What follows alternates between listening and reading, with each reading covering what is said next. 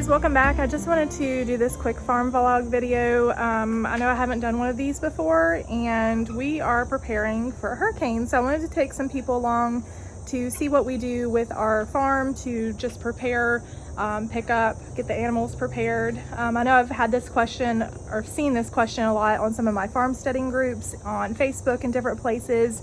For some of the areas that don't commonly get hurricanes, and they were asking questions like, what do you all do with your chickens? What do you do with this animal? This and that. So we're pretty accustomed, unfortunately, to hurricanes down here. It's not a matter of if they're going to come to Louisiana, it's when. We live in southern Louisiana, so this is something that we deal with a lot for some crazy reason. I guess because it was 2020 last year. We had about 7 of them that were targeted towards us last year, and luckily we didn't have hardly anything that we had to deal with. I'm over by the chickens. That's my rooster. That's really loud. But just wanted to bring you guys along with us and show you what we do to prepare to keep our animals safe, and just to kind of make sure that we have everything ready way ahead of time. So hurricane season down here starts June 1st to November 30th, so quite a bit of span of time, and you always want to make sure that you're prepared way ahead of time, that you have stuff ready. We usually always have things on hand already. We already have a generator that we can use in the event that we do lose electricity. So that's one of the first things that we do, is we get our gas cans ready and we fill all those up. Second thing that we do as far as that preparation goes, we take all of our vehicles and we fill all of those up in case for some reason you need to evacuate. That's not been something that we've had to do, but in case you need to do that, you want to have that prepped and ready. As far as that thinking, you also want to make sure that you have a couple days change of clothes ready handy, medicines, food, water, anything like that you need to in case you do have to evacuate. So that's kind of like a bigger prep right there that you need to do, but we do that just in case. It's not something we've had to do before, but you just never know.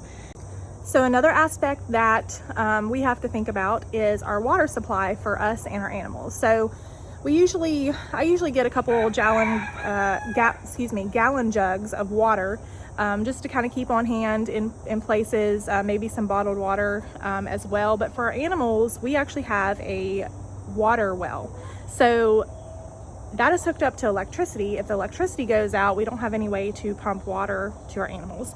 Luckily, when we moved here on this farm, the previous owner already put one of those old-fashioned hand pumps in. I know you guys have probably seen that in some of my pictures. I'll show you here. It's just this hand pump water well that we have. We can hook it up to here and just hand pump water out here. That makes it really convenient. You do have to obviously carry it to places, but that's not a big deal. We keep this off most of the year unhooked because our water table is so high here. We get so much rain that this literally just will trickle water out nonstop. So we take it out, we plug it off. So this is actually another well. We have 2 wells on our farm. So it's really helpful to be able to get water to the animals, especially if you don't have electricity. And I have a chicken here. Hey! These are our little lavender Orpingtons. They are the sweetest chicken. This one likes to get out of its enclosure and follow me around. There's a couple of them that do that, but that's okay. I let them do that, and then they go up at night so no predators get them. They're really good on kind of keeping the snakes away and just eating some bugs, that sort of thing. No, you're like a puppy dog, huh? Something I'm going to go ahead and do is just get a lot of these buckets that we have around. We have a lot with tops on them. I'm going to clean all these out, fill them up with water, and just set them close to some of the enclosures that we have for the animals. It'll make it a little bit easier in case our power does go out. Even though we're able to get water, we already have water there in certain places. These guys right here, they have this chicken coop. We can put them inside and they'll be just fine. The biggest thing with chickens is just trying to keep them as dry as you can. Sometimes when you have, all these winds that can get up to 80, 90, over 100 miles per hour, sometimes that's a little bit impossible because literally you'll have sideways rain. But that's one of the things we want to try to do with them. The ducks, it doesn't really matter. They obviously live in water, so it doesn't matter if they get water on them or anything like that. But the rest of them we'll try to keep as dry as possible. So these guys will go up in here and they'll be perfectly fine. We won't really have to do anything with them.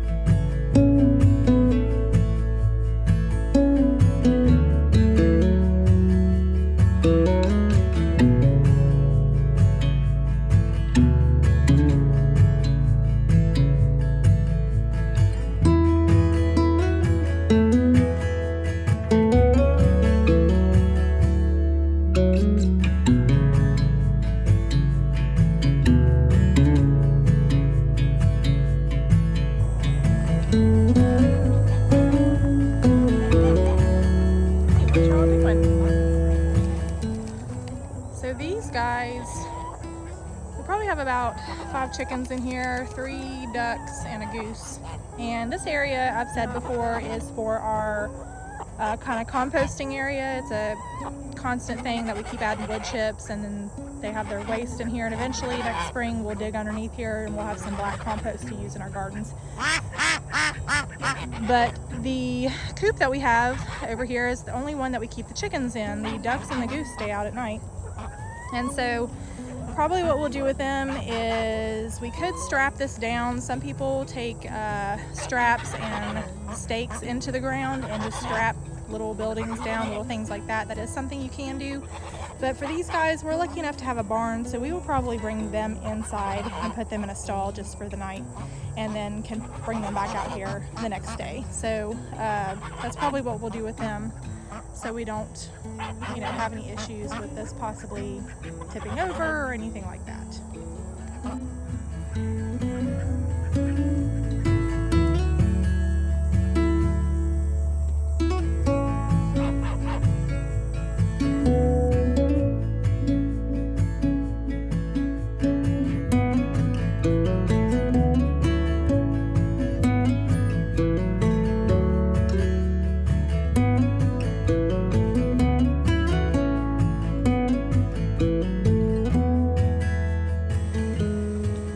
So our horses, they have this big overhang back here. A lot of times with large livestock, at least I know with horses, it's probably better to excuse me, keep them outside, but have them be able to have a shelter they can run under. A lot of times, in case you have like a tree that falls on a barn or something like that, it's better that they can be able to run out from that type of situation than to be enclosed in a place that they can't get out of. So that's usually what we do with these guys. They have this nice overhang here, and they can come in and come against the wall here and get shelter from the wind and the rain. And I don't know how people do it with like cattle and stuff, but most of the cattle farmers that we have around here, they keep them out and they don't have any enclosures 24/7. So a lot of times it is better for these animals to just be able to escape outside if they need to. You don't want them to be standing in any type of standing water or anything like that. That's really bad for horses' legs. They can get lots of problems with skin issues like that if they have standing water that they're in. So if that's the case that happens eventually after a hurricane, you do want to try to move them if possible. But for these guys, we'll just leave them underneath for now. Okay, something else I wanted to mention. Obviously, this is a no-brainer. We're going to the feed store today to get more abundance of feed. But, you want to make sure that you're stockpiled on your feed for at least, a couple days, a week. You never know if the feed store is going to be closed for any reason. And you always want to make sure that you have adequate amount of food for your animals. So that's another point I wanted to think about. Just to tell you, obviously, I think that that's a no-brainer. Same thing if you're evacuating with your pets or whatever, make sure that you have pet food that you're going to have. Most people who have farms, a lot of times, we just hunker down and kind of stay here and try to figure out, what the best solution is for keeping our animals safe. And a lot of times if you do have to evacuate, you want to be able to have somebody that's going to come check on your animals. So a lot of times people who own farms and things like that, if it's safe, we a lot of times will just stay here and prepare, and that way we're here to take care of our animals, we're here to feed them, check on any issues and things like that. So the next thing I'm going to do is I'm just going to walk around and just find any type of loose items, kids' toys, anything like that that can fly around and kind of put that up, tie it to some posts, whatever I need to do to kind of keep that from flying around. Our seat cushions for our chairs and things that we have outside, I'm going to take all those and put those in a little closet that we have outside for an outside storage, and just try to get everything that we can that could possibly fly away, you know, strapped down. That way it doesn't cause any more damage than we already need.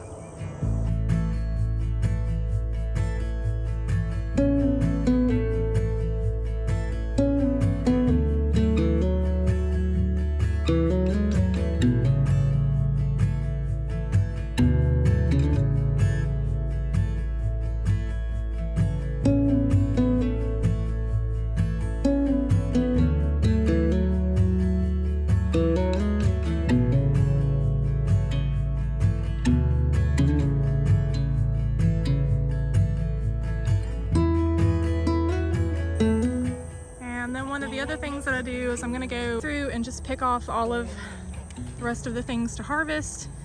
This is just held up with some logs, like to kind of make a pole teepee. So I want to go ahead and make sure that I get all of my goodies off of this, just in case for some reason this decides to fall over. I'm going to be doing a lot of harvesting for a lot of things here in the next day or two. I've got a lot of my cans out and I'm going to start working on that. I was hoping to get that done a little bit sooner than what I did, but no time like the present, right?